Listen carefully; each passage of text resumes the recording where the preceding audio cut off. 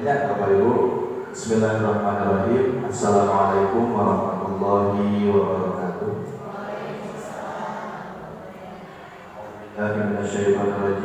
Bismillahirrahmanirrahim.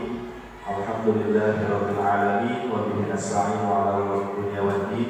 Wassalatu wassalamu ala asyrofil anbiya'i wal mursalin sayyidina Muhammadin wa ala alihi wa sahbihi ajma'in. Ba'du. Bismillahirrahmanirrahim. Yarfa'illahu alladhina amanu minkum wal ladzina utul ilma darajat.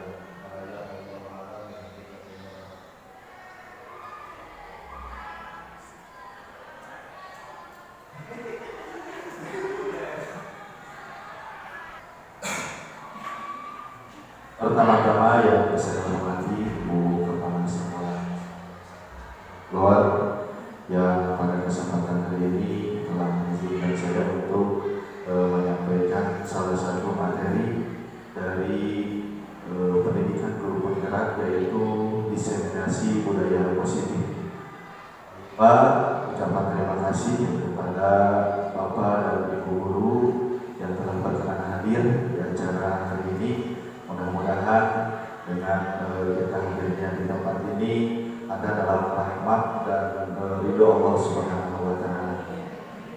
Bapak Ibu yang saya hormati, langsung saja untuk materi yang hari ini akan disampaikan, yaitu tentang budaya positif. Nah, untuk budaya positif ini mungkin kita semua sudah pernah mendengar, mungkin juga sudah pernah melaksanakan yang namanya budaya positif ini. Nah, Bapak Ibu, untuk budaya positif ini perlu disampaikan ke sekolah. Kenapa? Karena yang namanya budaya positif ini tidak bisa dilaksanakan oleh perorangan saja.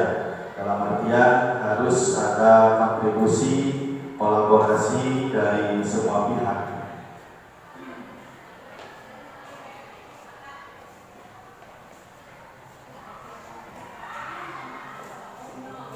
Sebelumnya perkenalkan Bapak Ibu, mungkin sudah kenal insyaallah sebenarnya saya di sini sebagai calon guru penggerak angkatan 7 dari Kabupaten Cianjur.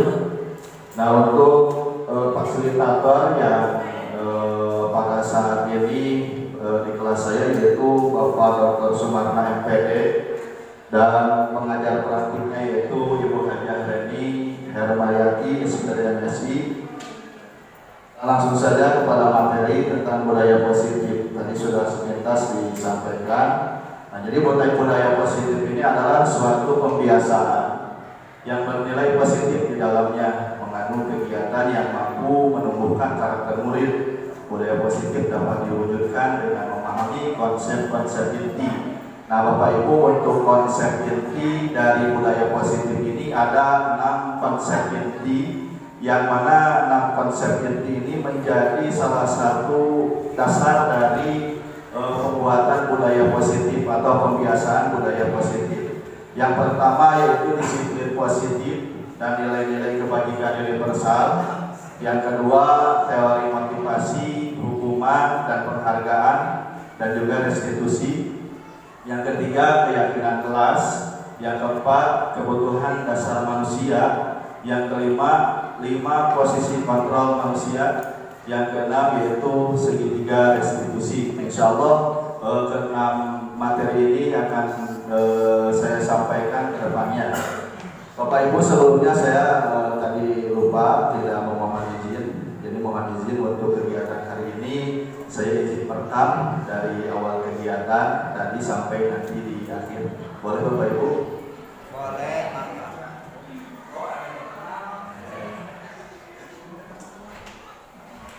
Nah, Bapak Ibu, masuk kepada materi yang pertama, yaitu tentang disiplin positif dan nilai-nilai kebajikan universal. Nah, sebelum melaksanakan budaya positif tersebut, kita harus melaksanakan dulu perubahan paradigma. Dalam artian, psikiater dan pendidik Dr. William Glasser dalam kontrol teori yang kemudian hari ini berkembang dan dinamakan Coiset Theory, meluruskan beberapa miskonsepsi tentang makna kontrol. Nah, untuk teori kontrol ini saya mempunyai ilustrasi seperti halnya Bapak Ibu sedang menggenggam tangan digenggam gitu. Nah, di dalam tangan ini ada sesuatu yang berharga menurut Bapak Ibu. Nah, pertanyaannya, apakah Bapak Ibu akan melepaskan tangan dari genggaman tangan ini ketika di tangan ini ada suatu hal yang sangat berharga dalam hidup Bapak Ibu? Nah, ini kemungkinan jawabannya ada dua. Pertama, mungkin dibuka genggamannya itu. Yang kedua, mungkin juga tetap bertahan. Nah, dalam ilustrasi ini dapat diartikan bahwa sebenarnya yang mengontrol diri kita itu kita sendiri, begitu. Bukan orang lain yang mengontrol kita. Seperti halnya anak-anak berperilaku baik. Nah, itu sesuai dengan kontrol diri mereka sendiri, bukan dalam artian ada kontrol dari orang lain. Terus gini, sok aya asalna bangun terus ayeuna diawasi misalnya jadi bager, mungkin pada saat itu anak tersebut sedang membuka dirinya. Jadi pada dasarnya yang mengontrol diri itu yaitu diri kita sendiri, bukan orang lain. Ini tadi disampaikan bahwa Dr. William Glasser menyampaikan konsep tentang kontrol. Yang pertama, ilusi guru mengontrol murid. Nah, ilusi guru mengontrol murid, pada dasarnya murid tidak bisa dikontrol oleh guru. Tadi disampaikan dari supaya muridnya tos di saluran atau dicairkan terus jadi bager gitu, berarti dikontrol. Nah, mungkin pada saat itu murid tersebut sedang membuka dirinya. Kalau dia tetap tidak mau merubah sikapnya, tetap saja dia tidak akan merubah sikap yang salah sebelumnya. Nah, itu yang pertama, ilustrasi guru mengontrol murid. Jadi sebenarnya murid yang mengontrol dirinya sendiri. Yang kedua, ilusi bahwa semua perbuatan positif efektif dan bermanfaat. Nah, ini bisa kita artikan ketika kita menyelesaikan suatu permasalahan dari murid.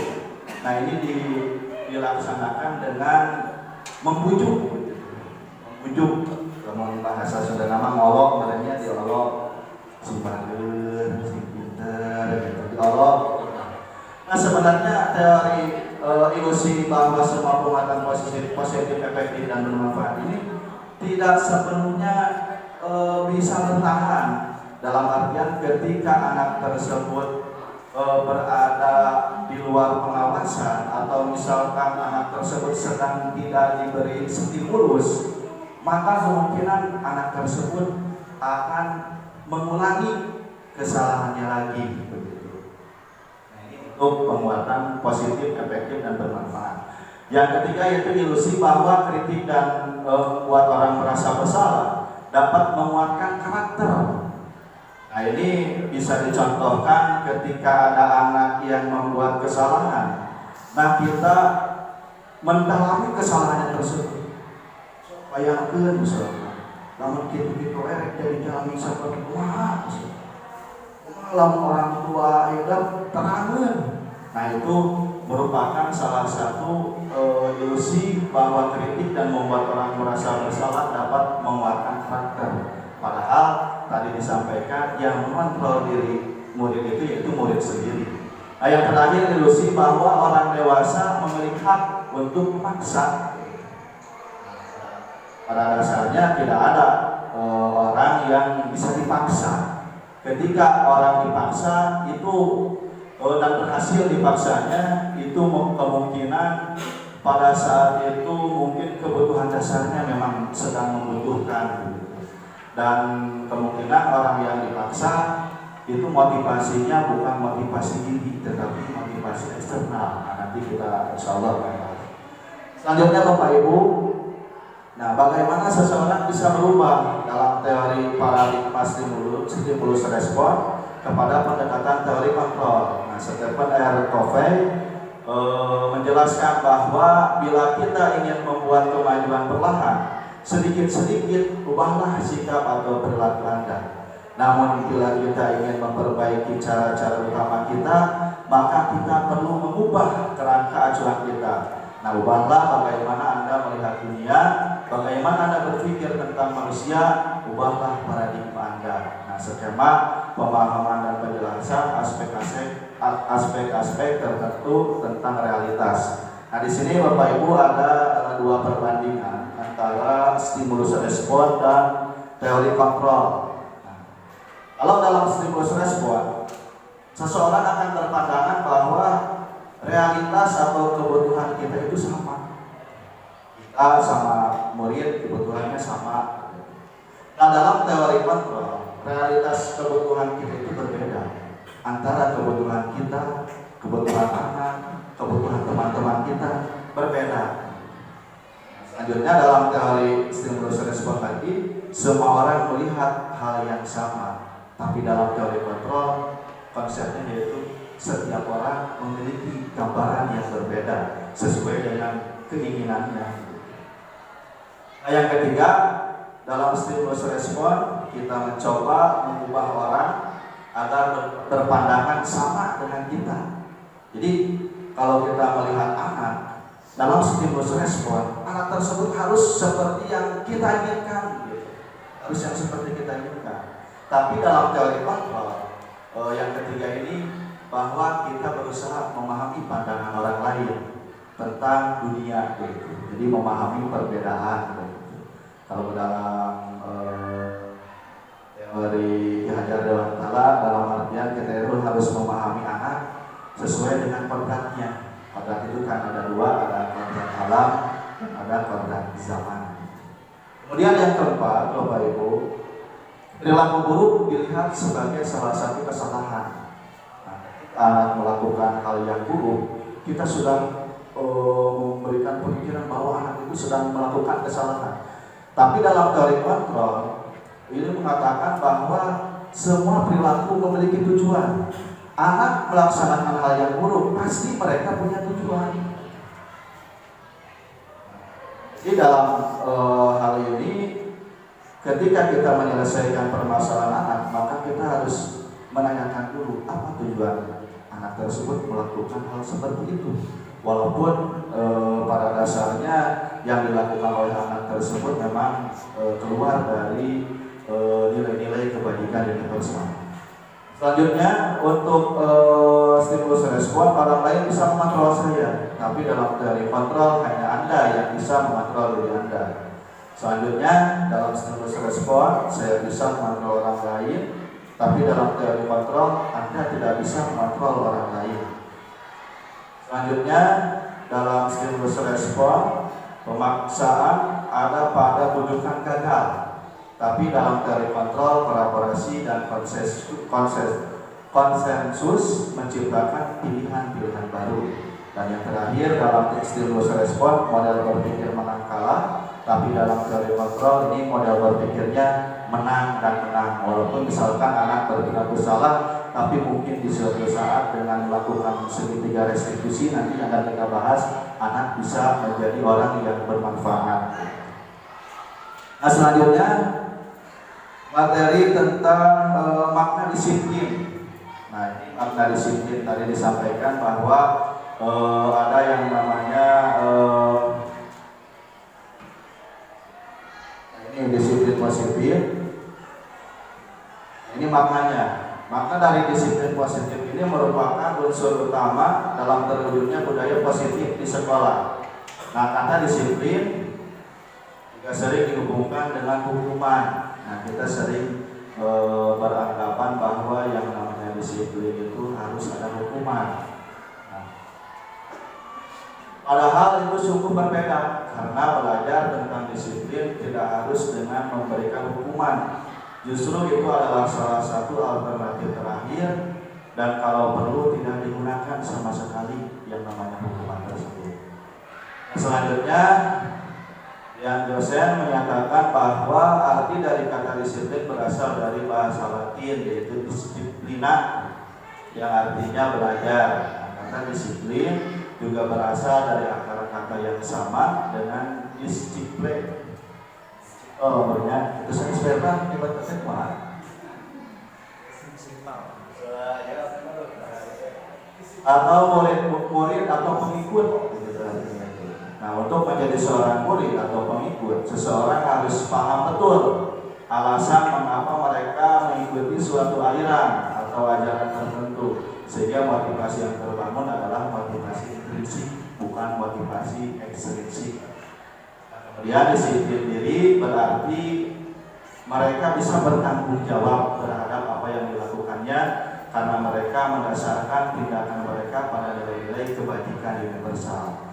Nah, sebagai seorang pendidik, tujuan kita adalah menciptakan anak-anak yang memiliki disiplin diri, sehingga mereka bisa berperilaku dengan mengacu pada nilai-nilai kebajikan universal dan memiliki motivasi intrinsik, bukan motivasi ekstrinsik. Bapak Ibu, yang namanya motivasi intrinsik itu adalah motivasi yang timbulnya dari diri, bukan dari orang lain. Ketika dia melakukan suatu hal kebaikan, nah, tidak ada angan-angan atau harapan lain seperti ingin dihargai atau misalkan takut dihukum. Nah, untuk motivasi yang intrinsik ini murni, motivasinya dari dalam dirinya sendiri. Berbeda dengan motivasi ekstrinsik. Kalau motivasi ekstrinsik ini masih butuh orang lain untuk memberikan motivasi kepada dirinya. Nah, selanjutnya, disiplin positif menurut Ki Hajar Dewantara dan yang dosen adalah waktu kontrol diri, yaitu belajar untuk kontrol diri agar dapat mencapai suatu tujuan mulia. Nah, ini yang menjadi tujuannya, itu tujuan mulia. Yang kedua, tujuan mulia mengacu pada nilai-nilai atau prinsip-prinsip mulia yang dianut seseorang. Nah, kita namakan nilai-nilai tersebut sebagai nilai-nilai kebajikan. Jadi nilai mulia tersebut, kita sebut nilai tersebut sebagai nilai-nilai kebajikan yang universal. Kemudian yang ketiga, nilai-nilai kebajikan adalah sifat-sifat positif manusia yang merupakan tujuan mulia yang ingin dicapai setiap individu. Nah, nilai-nilai ini merupakan payung besar dari sikap dan perilaku kita atau fondasi kita berperilaku. Jadi kita berperilaku ini tidak terlepas dari hal-hal nilai-nilai kebajikan, seperti kita saling menghormati, saling menghargai. Nah, itu termasuk ke dalam nilai-nilai kebajikan. Selanjutnya yang terakhir, beberapa institusi atau organisasi pendidikan telah memiliki nilai-nilai kebajikan yang diyakini dan disepakati bersama. Nah, di sini salah satunya yaitu tentang nilai-nilai kebajikan yang ingin dicapai oleh setiap anak Indonesia yang kita kenal dengan profil pelajar Pancasila, yang kita sudah tahu bersama karena alhamdulillah sekolah kita sudah sekolah penggerak dan ini sudah ditanamkan ke dalam pembelajaran untuk menjadi kebiasaan bagi siswa dan siswi. Nah, ini profil pelajar Pancasila merupakan salah satu nilai-nilai kebajikan. Nah, selepas dari ini banyak Bapak Ibu yang namanya nilai-nilai kebajikan. Ada tidak hanya profil pelajar Pancasila ini. Hanya yang kita bahas ini tentang profil pelajar Pancasila. Yang pertama, beriman, bertakwa kepada Tuhan Yang Maha Esa dan berakhlak mulia. Nah, tentunya ketika anak mempunyai akhlak beriman dan bertakwa dan juga berakhlak mulia, insya Allah anak tersebut akan menjadi pribadi yang sukses. Tidak hanya sukses di dunia, tetapi dia akan sukses juga insya Allah di akhirat. Nah, yang kedua yaitu berkebinekaan global. Jadi ketika anak punya nilai-nilai kebajikan berkebinekaan global, dia tidak akan saling mengejek karena dia memiliki bahwa semua orang itu sama, karena berpikirnya berkebinekaan global. Yang ketiga, bergotong royong. Nah, ini kolaborasi. Kemudian yang keempat, kreatif. Nah, anak berkreasi sedemikian rupa. Kemudian selanjutnya yang kelima yaitu bernalar kritis. Nah, anak memiliki pemikiran-pemikiran yang sangat kritis. Dan yang terakhir yaitu yang diharapkan dari profil pelajar Pancasila ini yaitu nilai mandiri yang diharapkan ada tumbuh di setiap anak-anak pelajar Indonesia. Nah, selanjutnya Bapak Ibu ini tentang teori motivasi, hukuman, penghargaan, dan restitusi. Nah, yang pertama ini tentang motivasi perilaku manusia. Nah, setiap orang pasti memiliki motivasi ketika dia melakukan hal, mau itu benar atau salah, pasti mempunyai motivasi. Nah, tadi disampaikan oleh Dean dosen dalam bukunya yaitu menyatakan ada 3 motivasi perilaku manusia. Yang pertama yaitu untuk menghindari ketidaknyamanan atau hukuman. Ini menjadi motivasi yang paling paling bawah begitu, untuk menghindari ketidaknyamanan atau hukuman. Yang kedua untuk mendapatkan imbalan atau penghargaan dari orang lain. Nah, ini setingkatlah lebih tinggi dari yang tadi. Dan yang terakhir, yang ketiga, untuk menjadi orang yang mereka inginkan dan menghargai diri sebagai diri sendiri dengan nilai-nilai yang mereka percaya. Nah, kalau ini yang tadi, orang tersebut memiliki motivasi intrinsik, begitu, motivasi intrinsik. Yang kalau yang dua tadi, yang satu dan yang dua ini motivasinya masih motivasi ekstrinsik atau motivasi dari luar. Nah, contoh yang pertama, misalkan ada anak melakukan sesuatu misalkan kebaikan, tapi motivasinya yang pertama. Nah, anak tersebut akan bertanya seperti ini bertanya, aduh, dalam laksanakan bakal kumaha. Kalau misalkan dalam pelaksanaan upacara agama, aduh, kalau misalkan tidak upacara bakal kumaha. Maka anak tersebut akan melaksanakan upacara tersebut, tapi motivasinya itu karena dia takut dihukum misalnya.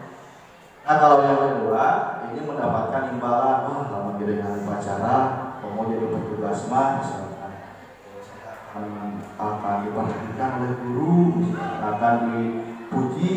Nah, ini motivasi yang kedua. Nah, kalau motivasi yang ketiga ini murni motivasinya dalam dirinya sendiri. Mau itu dia mendapatkan hukuman atau mendapatkan imbalan, tapi dalam dirinya mengatakan bahwa dia sudah sesuai dengan nilai-nilai kebajikan universal yang tadi. Nah, maka dia akan terus laksanakan, tidak akan melihat akibat atau tidak akan melihat bahwa akan apa yang dia dapatkan. Nah, ini kalau dikaitkan sama dengan kita dalam beragama, kita kan motivasi kita beribadah kepada Allah itu pasti berbeda-beda. Sama, mungkin ini juga mengadopsi dari sana. Nah, ketika seseorang beribadah kepada Allah, ini ada 3 tingkatan. Yang pertama, dia beribadah kepada Allah itu karena takut masuk neraka. Nah, ini motivasi, tetapi motivasinya yang paling bawah. Nah, yang kedua, ketika seseorang beribadah, dia mengharapkan surga. Nah, ini menjadi motivasi masih dari luar, karena dia yang inginkan itu imbalan, yang ke surga, mau ke surga. Nah, ini masuknya kepada motivasi yang kedua. Nah, yang tingkatan ibadah yang paling murni itu yang ketiga, yaitu dia beribadah kepada Allah murni semata-mata karena dia cinta terhadap Allah dan juga merasa bahwa seorang makhluk harus beribadah kepada Allah, tidak memikirkan aduh sieuna neraka, tidak memikirkan aduh hoyong ka surga. Dia murni kewajibannya harus beribadah kepada Allah. Nah, ini berkaitan dengan motivasi perilaku manusia ini. Selanjutnya, hukuman, konsekuensi, dan restitusi. Nah, dalam menjalankan peraturan atau keyakinan kelas juga sekolah bila mana ada sesuatu pelanggaran, tentunya sesuatu harus terjadi. Nah ini yang sering kita pikirkan. Jadi untuk itu kita perlu meninjau ulang tindakan penegakan peraturan atau keyakinan kelas maupun sekolah kita selama ini. Tindakan terhadap suatu pelanggaran pada umumnya berbentuk hukuman atau konsekuensi. Nah, dalam pembelajaran ini akan diperkenalkan program disiplin positif yang dinamakan restitusi. Nah, jadi Bapak Ibu, ini salah satu alternatif ketika ada permasalahan yang timbul dari seseorang, yaitu dengan menggunakan restitusi. Apa yang dimaksud dengan restitusi? Nah, restitusi adalah proses menciptakan kondisi bagi murid untuk memperbaiki kesalahan mereka. Nah, sehingga mereka bisa kembali pada kelompok mereka dengan karakter yang lebih kuat. Nah, restitusi juga membantu murid berpikir tentang orang seperti apa yang mereka inginkan dan bagaimana mereka harus memperlakukan orang lain. Nah, jadi restitusi ini salah satu alternatif untuk menyelesaikan masalah ketika ada anak yang melakukan masalah. Nah, dia dilakukannya dengan restitusi, dalam artian nanti ada dibahas di materi terakhir tentang segitiga restitusi. Ini perbedaan antara hukuman, konsekuensi, dan restitusi. Nah, kalau hukuman ini yang pertama sesuatu yang menyakitkan harus terjadi. Nah, ketika ada anak yang dihukum pasti dia itu merasa disakiti. Nah, kalau dalam konsekuensi sesuatu harus terjadi. Tapi terjadi di sini kalau dalam konsekuensi itu sudah dari kesepakatan bersama. Kalau hukuman ini secara tiba-tiba. Kalau menghukum itu memang spontan gitu. Ketika berbuat salah spontan dihukum. Nah, yang ketiga dalam restitusi, ini restitusi merupakan pilihan. Kemudian yang kedua, hukuman ini memiliki cirinya itu tidak nyaman untuk murid atau anak untuk jangka waktu yang panjang, pasti membekas yang namanya hukuman itu. Jadi kalau dalam konsekuensi tidak nyaman untuk murid atau anak untuk jangka waktu pendek, mungkin ketika konsekuensi kan ini sudah disepakati bersama, misalkan kalau ada anak yang melakukan misalkan yang kesiangan, misalkan, terus konsekuensinya harus hormat di lapangan, misalkan ke bendera merah putih, tapi sebelumnya sudah dibahas konsekuensinya itu. Nah, berarti ini masuknya konsekuensi. Jadi anak sudah tahu ketika dia melakukan kesalahan, oh akibatnya akan begini. Nah, yang kemudian dalam restitusi ini menguatkan untuk murid atau anak dalam jangka waktu panjang. Jadi membekas kalau restitusi. Pasti memang dalam restitusi ini pelaksanaannya tidak instan. Dia harus terus menerus, tapi insya Allah hasilnya akan lebih panjang. Beda dengan hukuman. Nah, yang ketiga, korban mendapatkan keadilan kalau dalam hukuman, tapi kalau dalam konsekuensi korban bisa diabaikan. Dalam restitusi korban mendapatkan ganti. Kemudian yang keempat, murid dalam hukuman murid akan tersakiti, tapi dalam konsekuensi murid dibuat tidak nyaman. Dalam restitusi murid atau anak akan mendapatkan penguatan dalam memperbaiki kesalahannya. Itu mungkin ini sama Bapak Ibu, hanya contoh saja. Nah, ini dari perkataannya nih. Kalau yang tadi hukuman, ini akan berkata awas. Kalau dilakukan lagi ya, nanti awas kamu. Nah, ini merupakan ancaman gitu ya. Nah, kalau dari yang konsekuensi ini lakukan apa yang saya katakan. Tapi kalau dalam yang restitusi, apakah hal ini yang sesungguhnya ingin kamu lakukan? Jadi ditanya gitu. Rasa itu yang dilakukan. Pasti kalau anak merasa salah, dia akan berkata, oh, bukan ini yang dia inginkan. Nah ini kesimpulan dari yang materi barusan. Jadi hukuman bersifat tidak terencana atau tiba-tiba. Nah anak atau murid tidak tahu apa yang akan terjadi dan tidak dilibatkan. Kemudian untuk konsekuensi ini sudah terencana atau sudah disepakati, sudah dibahas dan disetujui oleh murid dan guru. Umumnya bentuk-bentuk konsekuensi dibuat oleh pihak guru atau sekolah dan murid sudah mengetahuinya sebelumnya. Konsekuensi yang akan diterima bila ada pelanggaran. Kalau dalam konsekuensi ini guru atau sekolah yang sudah merancang, jadi anak tinggal disampaikan sosialisasinya begitu. Kalau misalkan membuat pelanggaran. Nah kalau dalam restitusi, ini restitusi merupakan proses kolaboratif yang mengajarkan murid untuk mencari solusi untuk permasalahan mereka dan membantu murid berpikir tentang orang seperti apa yang mereka inginkan dan bagaimana mereka harus memperlakukan orang lain. Jadi dalam restitusi ini suatu tindakan bahwa yang ditujunya itu agar anak kembali ke hakikatnya, dalam artian setiap orang itu baik begitu. Nah dalam restitusi tujuannya itu seperti itu, sama konsekuensi juga tujuannya pasti itu, hukuman juga sama tujuannya supaya anak sesuai dengan nilai-nilai kebajikan. Tapi tadi disampaikan hukuman konsekuensi ini merupakan motivasi yang eksternal, tapi restitusi merupakan motivasi internal orang diri. Nah ini salah satu contoh Bapak Ibu. Nah ini hukuman atau konsekuensi. Nah yang pertama, mencatat 100 kali di dalam buku kalimat, saya tidak akan terlambat lagi karena terlambat ke sekolah. Ini konsekuensi atau hukuman? Hukuman ya, karena tidak terencana.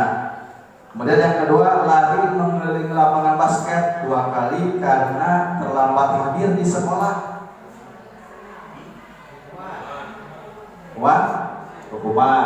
Hukuman. Karena ini karena terlambat.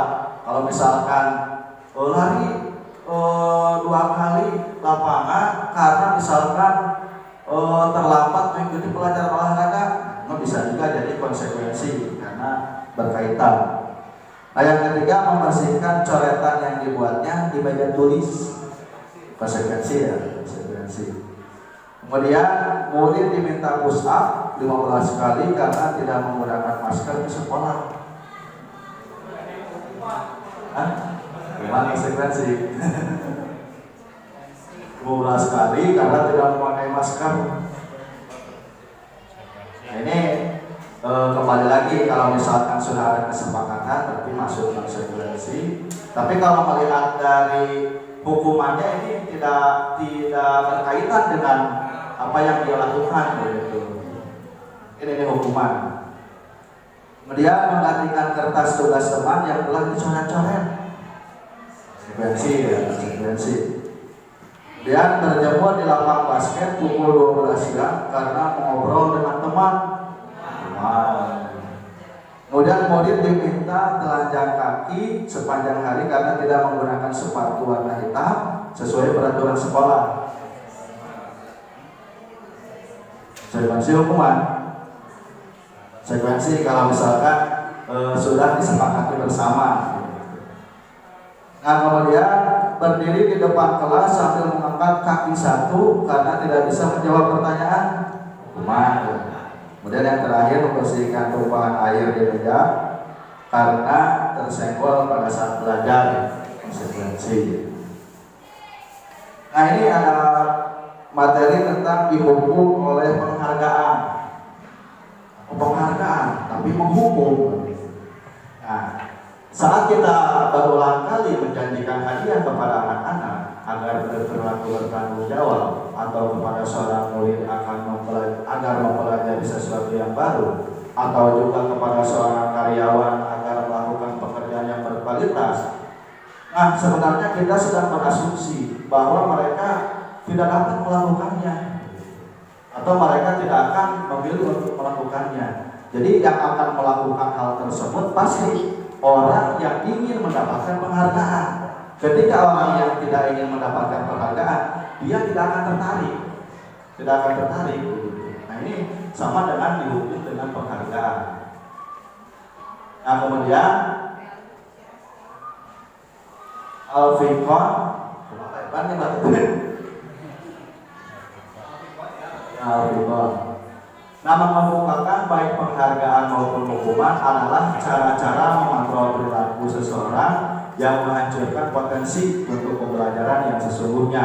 Nah, menurut Kon, secara ideal tindakan belajar itu sendiri adalah penghargaan sesungguhnya. Nah, sebenarnya kalau kita melihat perkembangan anak begitu di kelas, nah itu sebenarnya suatu penghargaan begitu. Tidak usah diberi penghargaan lagi, tapi penghargaan atau hadiah boleh diberikan dalam waktu-waktu tertentu. Jadi jangan secara terus-menerus begitu. Nanti anak bisa kecanduan. Nah ini dalam tahapan selanjutnya juga mengumpulkan beberapa pernyataan dari hasil pengamatannya selama ini tentang tindakan memberikan penghargaan yang nilainya sama dengan menghukum seseorang. Yang pertama, pengaruh jangka pendek dan jangka panjang. Nah ini kemungkinan kalau penghargaan dijadikan suatu alternatif untuk perkembangan murid ya khususnya begitu. Nah ini pengaruhnya akan jangkanya itu pendek atau juga bisa jangka panjang, tetapi nantinya akan berakhir pula karena seseorang melakukan sesuatu hal karena dia ingin penghargaan.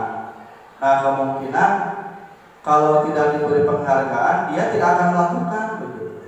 Nah yang kedua, penghargaan tidak efektif. Jadi tadi disampaikan yang tertarik pasti hanya orang yang menginginkan penghargaan tersebut. Yang ketiga, penghargaan merusak hubungan. Dalam artian ketika ada anak yang satu diberi hadiah, yang satu tidak diberi hadiah, itu akan ada kerusakan hubungan. Nah yang keempat, penghargaan mengurangi ketepatan.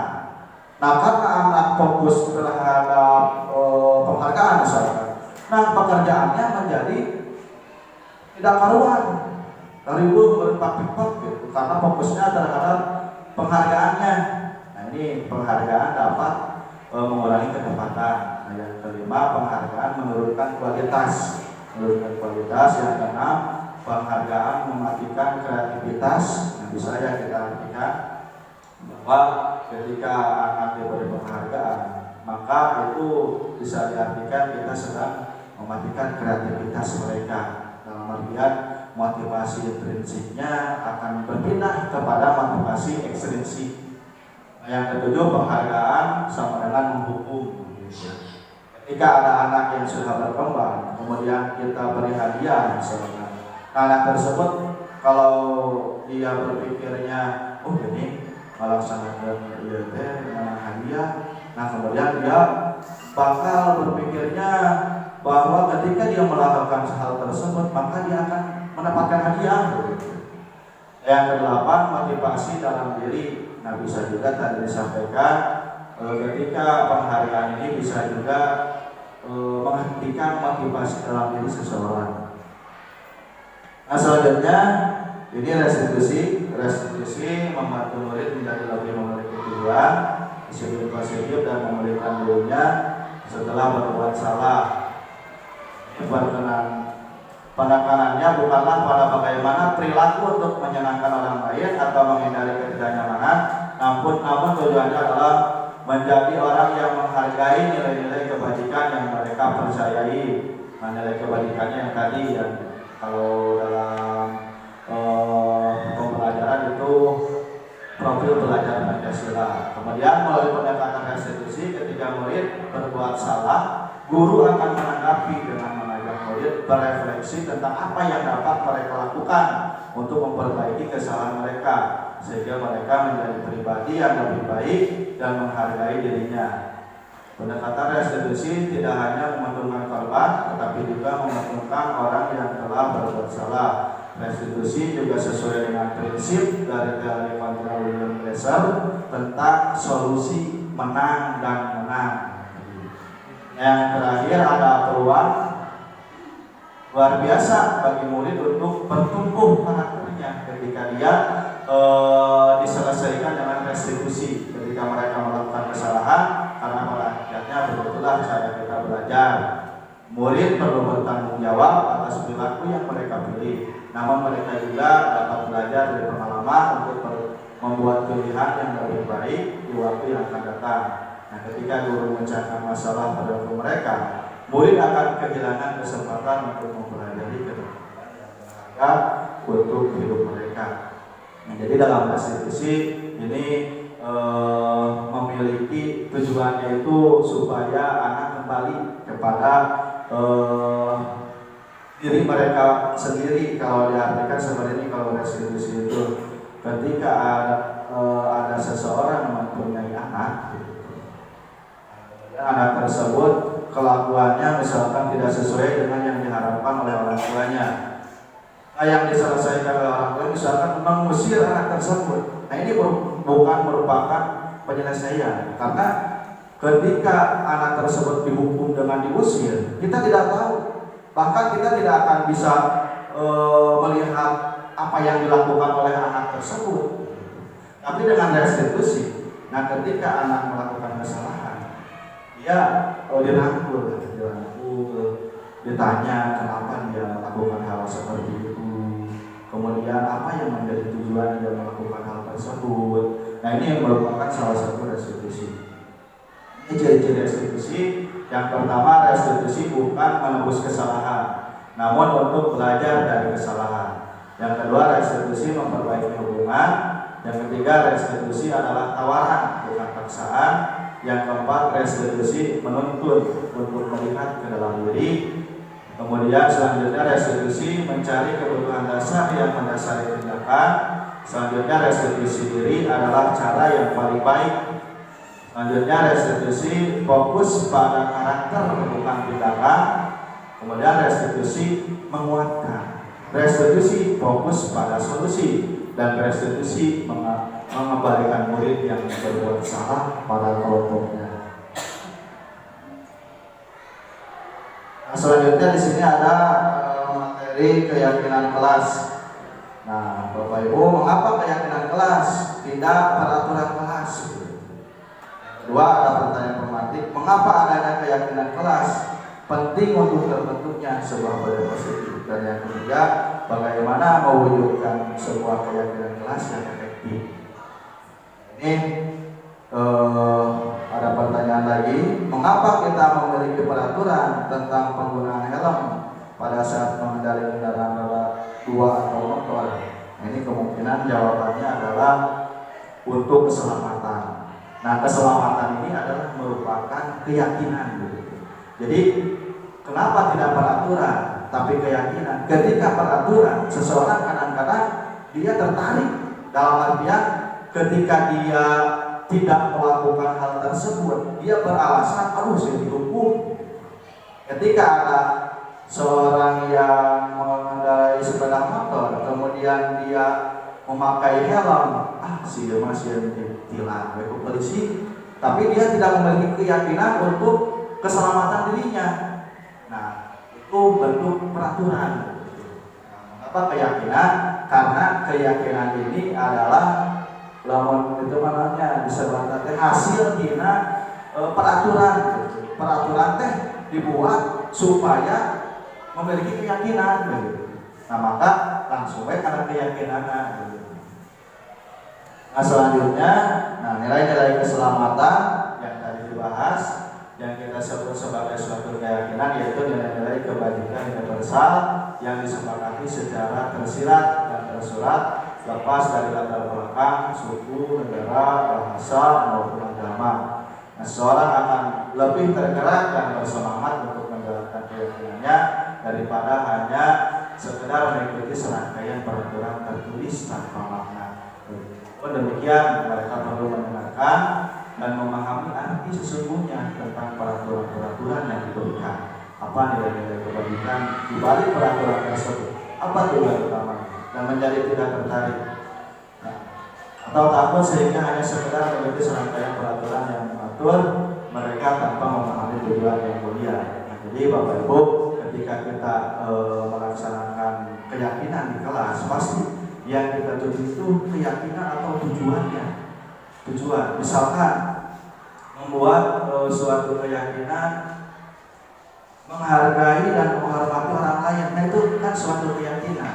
Kalau dalam peraturannya bisa juga kalau dalam peraturan kata-katanya seperti ini mungkin bukan menghormati dan menghargai orang lain, tapi tidak boleh saling mengejek misalnya, tidak boleh saling memukul, tidak boleh saling memalak misalnya. Nah itu perbedaannya. Jadi kalau dalam keyakinan tidak ada kata tidak boleh, tidak ada. Ini pembentukan keyakinan sekolah atau kelas. Keyakinan kelas bersifat lebih abstrak daripada peraturan yang lebih rinci dan konkret. Keyakinan kelas berupa pernyataan-pernyataan universal. Pernyataan kelas senantiasa, pernyataan keyakinan kelas senantiasa dibuat dalam bentuk positif. Keyakinan kelas hendaknya tidak terlalu banyak sehingga mudah diingat dan dipahami oleh semua warga kelas. Selanjutnya, keyakinan kelas sebaiknya sesuatu yang dapat diterapkan di lingkungan tersebut. Kemudian, semua warga kelas hendaknya ikut berkontribusi dalam pembuatan keyakinan kelas lewat kegiatan curah pendapat. Yang terakhir, bersedia meninjau kembali keyakinan kelas dari waktu ke waktu. Nah, ini prosedur-prosedur untuk membuat pembentukan keyakinan kelas atau sekolah. Pertama, mempersilahkan warga sekolah atau murid-murid di sekolah atau kelas untuk mencurah pendapat tentang peraturan yang perlu disepakati di sekolah. Yang kedua, mencatat semua masukan-masukan para murid atau warga sekolah di papan tulis atau di kertas besar, kertas ukuran poster. Yang ketiga, susunlah keyakinan kelas sesuai prosedur pembentukan keyakinan sekolah atau kelas, dan pilih kalimat-kalimat dalam bentuk negatif menjadi positif. Selanjutnya, tinjau kembali daftar curah pendapat yang sudah dicatat. Anda mungkin akan mendapati bahwa pernyataan yang tertulis di sana masih banyak yang berupa peraturan-peraturan. Nah, selanjutnya, ajak warga sekolah atau murid-murid untuk menemukan nilai kebajikan atau keyakinan yang dituju dari peraturan tersebut. Kemudian selanjutnya, tinjau ulang keyakinan sekolah atau kelas secara bersama-sama. Kemudian setelah keyakinan sekolah atau kelas selesai dibuat, maka semua warga kelas dipersilakan meninjau ulang dan menyetujui dengan mendatangi keyakinan sekolah atau kelas tersebut, termasuk guru dan semua warga atau murid. Dan yang terakhir, dalam prosedur pembentukan keyakinan sekolah atau kelas selanjutnya bisa dilekatkan di kelas di tempat yang mudah dilihat semua. Ini Bapak Ibu salah satu contoh kalimat-kalimat keyakinan kelas. Alhamdulillah ya, kalau dalam keyakinan kelas ini di sekolah kita sudah diterapkan, bahkan sudah ditempel-tempel di kelas. Nah, selanjutnya Bapak Ibu, ini materi tentang kebutuhan dasar manusia. Ini ada pertanyaan tematik. Ibu Ambar, guru wali kelas 2 di SD Pelita Hati, sedang bingung menghadapi ulah salah satu murid di kelasnya, yaitu Doni. Beberapa anak di kelas 2A telah datang padanya dan mengeluhkan Doni yang seringkali meminta bekal makan siang mereka dengan paksa. Jika ada menghadapi situasi seperti Ibu Ambar, apa yang akan Anda lakukan? Dan kira-kira apa alasan Doni melakukan hal itu? Ada pertanyaan pemandu. Budika, kalau misalkan di kelas awal anak seperti itu, Budika akan bagaimana? Mereka panggil mereka. Nah, ini berkaitan dengan materi kebutuhan dasar manusia. Ini kita harus perlu tahu, karena setiap anak melakukan hal tersebut, dia pasti memiliki tadi tujuan. Mungkin kebutuhan dasarnya tidak terpenuhi. Nah, bisa juga. Nah, kita bahas dulu tentang ininya nih. tentang kebutuhan dasar manusia. Nah, kebutuhan dasar manusia itu ada 5, ada 5. Yang pertama kebutuhan bertahan hidup.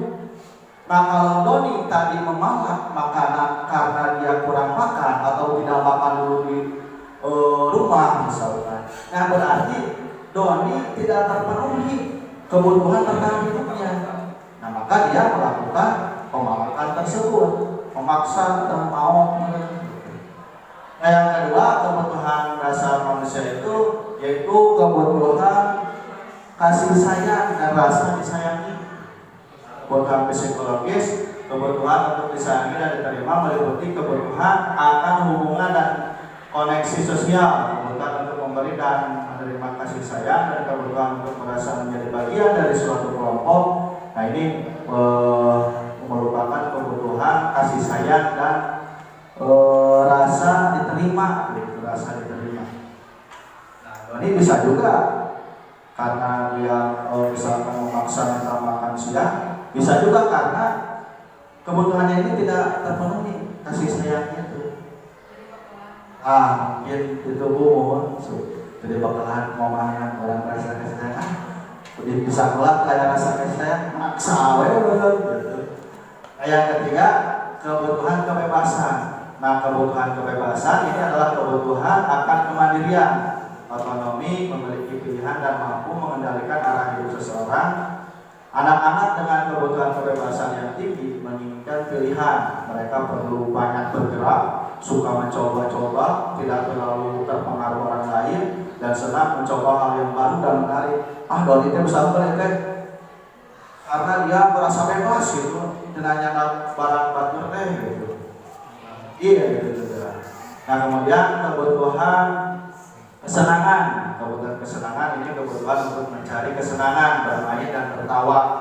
Bayangkan hidup tanpa kenikmatan apapun, betapa menyedihkan.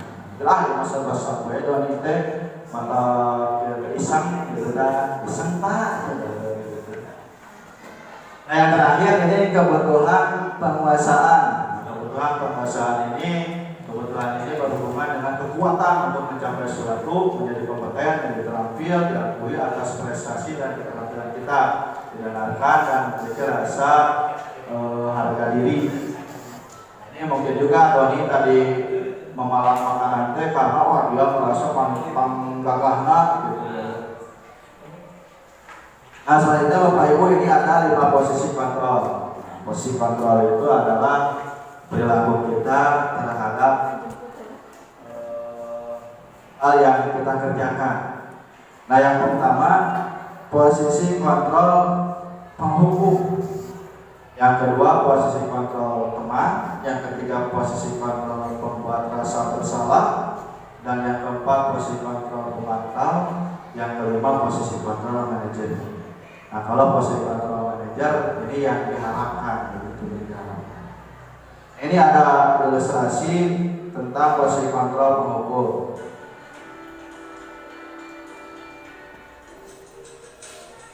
Ini ada seorang anak yang kesiangan, gitu, namanya Naren, disambut oleh guru piket.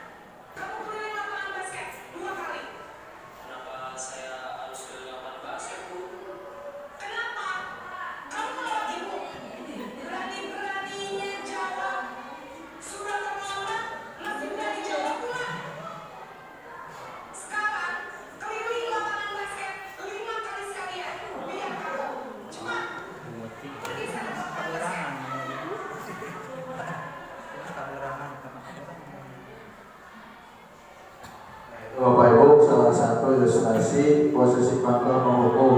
Nah, seorang penghukum bisa menggunakan hukuman fisik maupun verbal. orang-orang yang menjalankan posisi penghukum senantiasa mengatakan bahwa sekolah memerlukan sistem atau alat yang dapat lebih menekan murid-murid lebih dalam lagi. Guru-guru yang melakukan posisi penghukum akan berkata, patuhi aturan saya atau awas, kamu selalu saja salah, selalu yang terakhir selesai. Nah, guru seperti ini senantiasa percaya hanya ada satu cara agar pembelajaran bisa berhasil, yaitu cara dia sendiri. Yaitu ciri-cirinya posisi penghukum, pertama nada suara tinggi, kemudian dari bahasa tubuh mata melotot dan jari-jari menunjuk menghardik. Nah, ciri penghukum. Nah, yang kedua ilustrasi tentang posisi teman. Ini sama diperankan oleh Maren.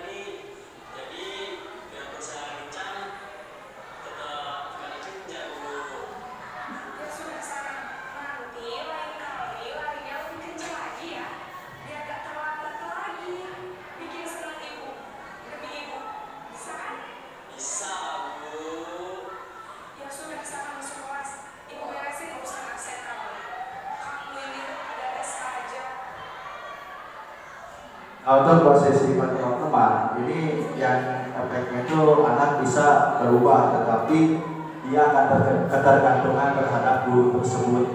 Nah, ciri-ciri dari posisi teman ini ada suara ramah, akrab dan bercanda, bahasa tubuh merapat pada murid, mata dan senyum jenaka, jadi mengakrabkan.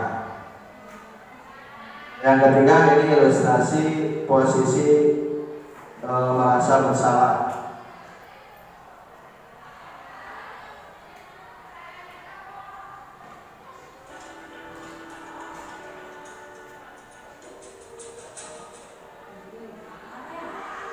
Ya, ada lagi.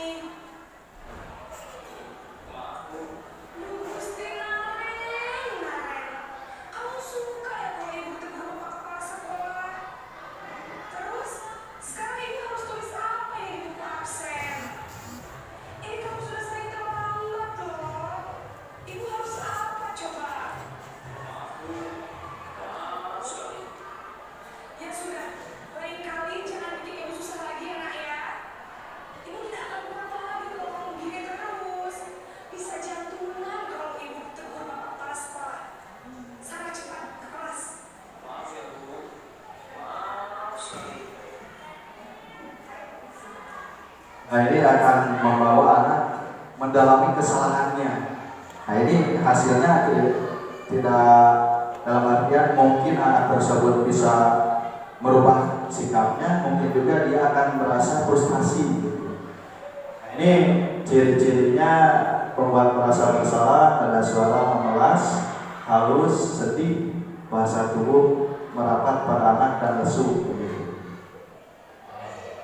Kemudian yang ketiga posisi mantau atau monitor.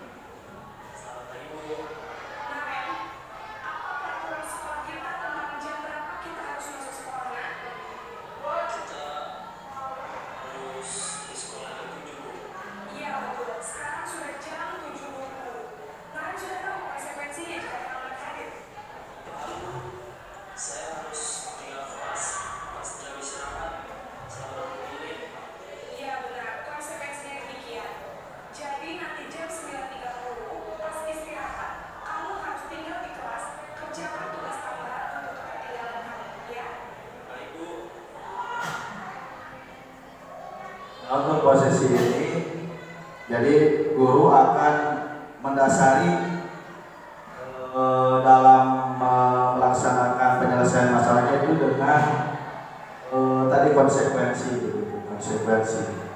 Nah, ciri-cirinya pemantau itu nada suara datar, bahasa tubuh yang formal, jadi tidak memperlihatkan bahasa tubuh yang seperti tadi.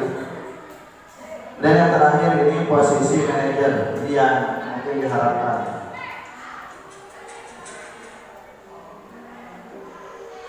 Dan lagi.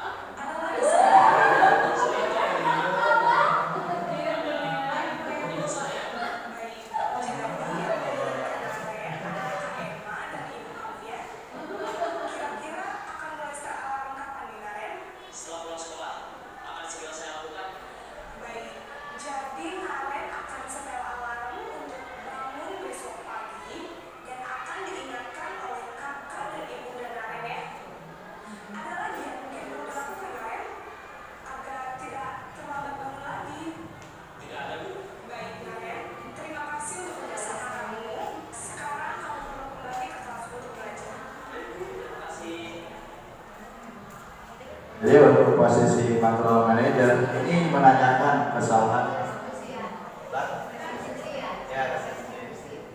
Ya, penyelesaiannya dengan yang Ibu sampaikan itu restitusi. Jadi ditanya dulu apa penyebabnya, kemudian sadar tidak dia akan kesalahannya sendiri. Kemudian dia ditanya apakah bersedia untuk memperbaiki kesalahan tersebut. Nah, jadi di sini tugas seorang manajer bukan untuk mengatur perilaku seorang, kita membimbing murid untuk dapat mengatur dirinya. Seorang manajer bukannya memisahkan murid dari kelompoknya, tapi mengembalikan murid tersebut ke kelompoknya dengan lebih baik dan kuat. Jadi kontrol manajer ini dapat menguatkan motivasi dan prinsip yang ada dalam diri murid. Ini satu lagi Bapak Ibu, terakhir yaitu segitiga restitusi. Itu penyelesaian yang tadi yang dilaksanakan oleh Ibu tadi dalam melaksanakan posisi manajer. Nah, jadi segitiga restitusi tadi disampaikan bahwa restitusi adalah proses menciptakan kondisi bagi murid untuk memperbaiki kesalahan mereka sehingga mereka bisa kembali pada kelompok mereka dengan karakter yang lebih kuat. Nah, restitusi membantu murid menjadi lebih memiliki tujuan, disiplin positif, dan memulihkan dirinya setelah berbuat salah. Nah, penekanannya bukanlah pada bagaimana perilaku untuk menyenangkan orang lain atau menghindari ketidaknyamanan, tapi tujuannya adalah dia sadar bahwa menjadi orang yang menghargai dan nilai-nilai kebajikan yang mereka percayai. Nah, ini motivasi intrinsik tadi. Nah, dalam tahapan segitiga restitusi ini ada 3 langkah. Yang pertama yaitu menstabilkan identitas. Jadi mengubah identitas anak dari orang yang gagal karena melakukan kesalahan menjadi orang yang sukses. Langkah yang kedua yaitu memvalidasi tindakan yang salah. Dan langkah yang ketiga yaitu menanyakan keyakinan. Nah, untuk mendalami ini nih Bapak Ibu alurnya. Jadi pertama menstabilkan identitas. integritas. Di sisi segitiga yang ke atasnya validasi tindakan yang salah, dan yang terakhir menanyakan keyakinan. Nah, ini ada ilustrasi penyelesaian menggunakan segitiga restitusi. Jadi di sini ada seorang anak yang bertengkar dengan temannya. Kemudian anak tersebut menghardik dan mengata-ngatai temannya tersebut.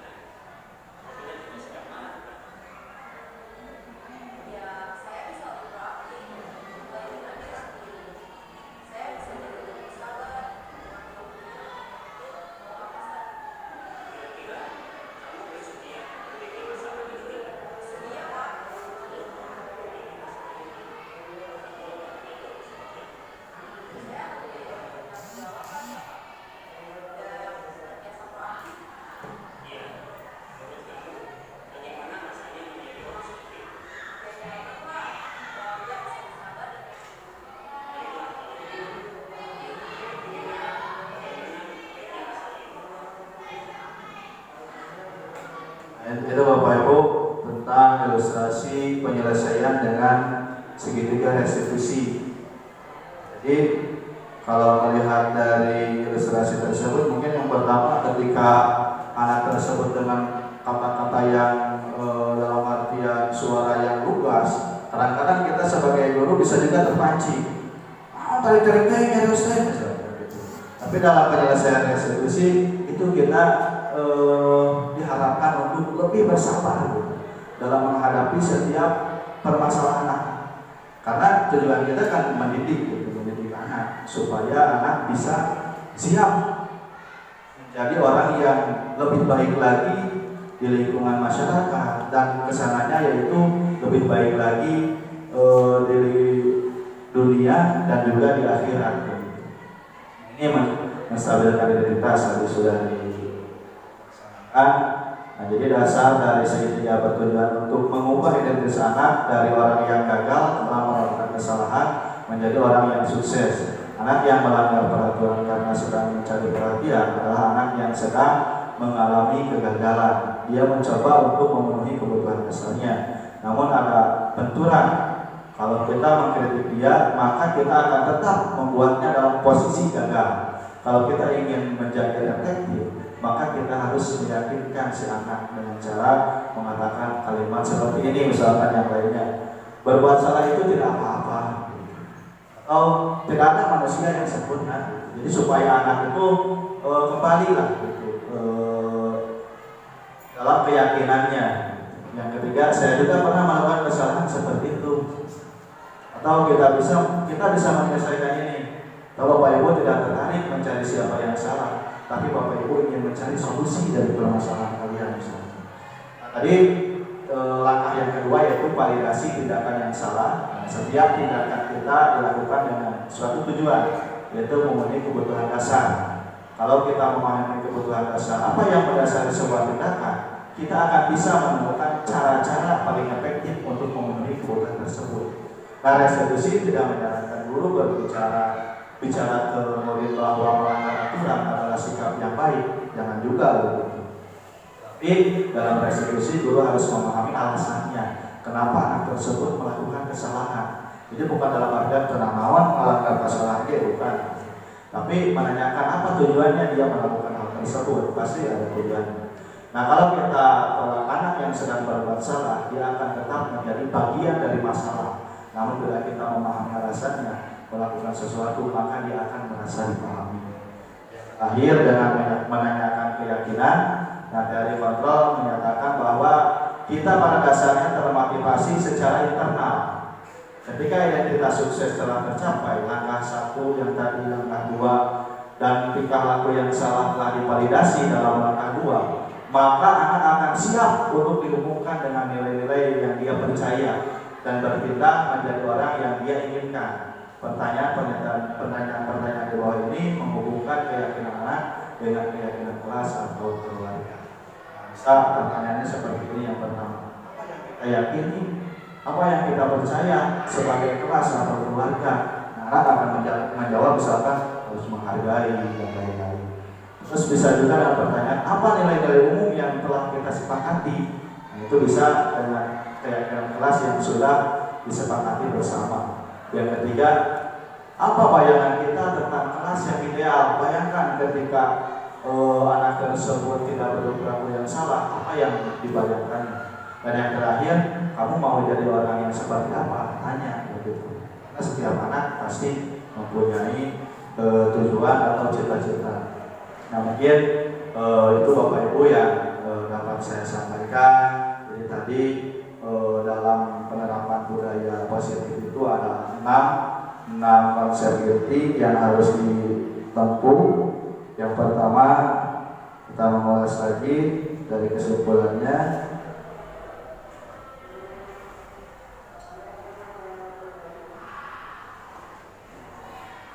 Yang pertama, disiplin positif dan nilai-nilai kebajikan universal. Yang kedua, dari motivasi hukuman dan penghargaan, dan juga restitusi, kemudian keyakinan kelas, dan yang keempat kebutuhan dasar manusia, yang kelima 5 posisi kontrol, dan yang terakhir tadi segitiga restitusi. Nah, ketika ke-6 komponen inti ini dilaksanakan, insya Allah akan meminimalisir pelanggaran-pelanggaran yang dibuat oleh siswa. Juga mungkin juga akan menciptakan budaya positif yang sesungguhnya. Bapak Ibu, mungkin itu yang dapat saya sampaikan. Sekali lagi terima kasih kepada Bapak Ibu, terutama Ibu KS yang sudah memberikan waktu.